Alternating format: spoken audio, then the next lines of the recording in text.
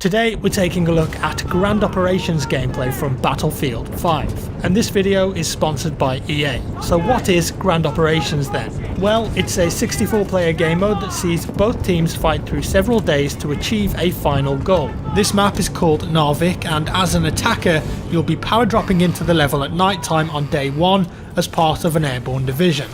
You can choose when to jump out of the plane too, leave it too late and you could end up getting killed by anti-air fire from the defenders who will attempt to stop you at all costs.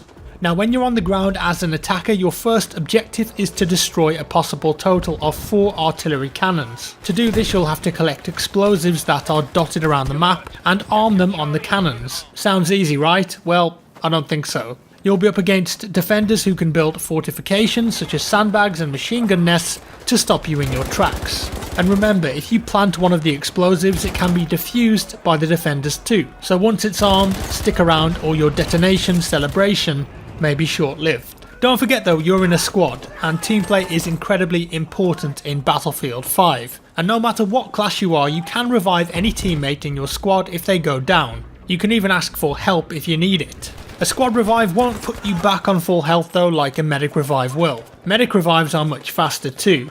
Let's take a look. And don't forget you can drop health and ammo for your teammates too. And if you're running low you can always pick some up at a supply station. Now the more cannons you destroy on day 1 will have an impact on day 2. So get to work. And you can use planes and tanks, of course you can, and other vehicles to help aid your advance. Attack vehicles in this game though have limited ammo now too, and you'll need to resupply if you run out. And don't forget about squad call-ins too, like the Churchill Crocodile tank with its flamethrower turret, or of course the devastating blast of a V1 rocket.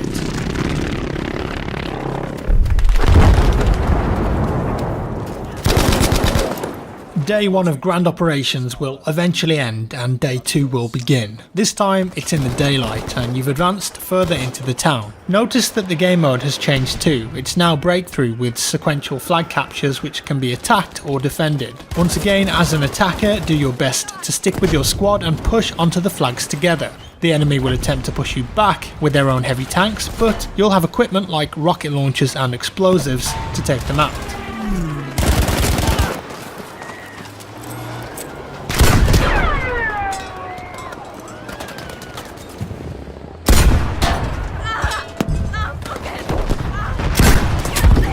Sniping in BF5 can be very effective, however locating targets is more difficult now that 3D spotting has been heavily toned down and is very rare to see.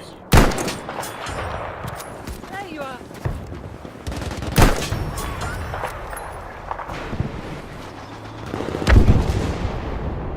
That's a land creeper! Tank coming! You can contextually ping a location on the level though to inform your squad mates of your intention or of a specific threat.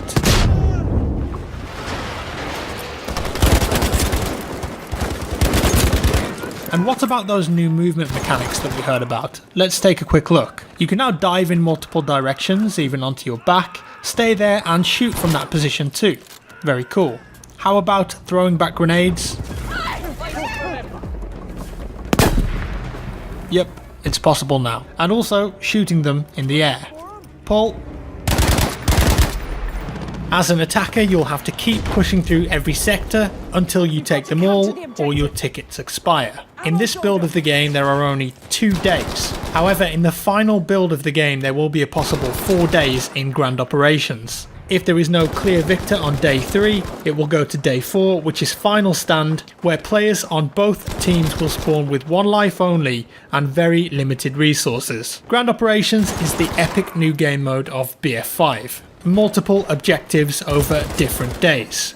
I can definitely see this one being a fan favourite. And that's all for today guys, I hope you enjoyed this video.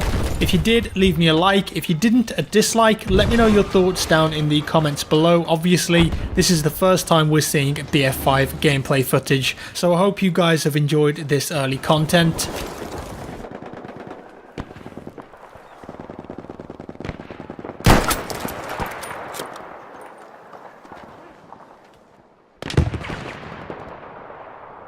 Subscribe if you want to see more and I'll see you in the next one.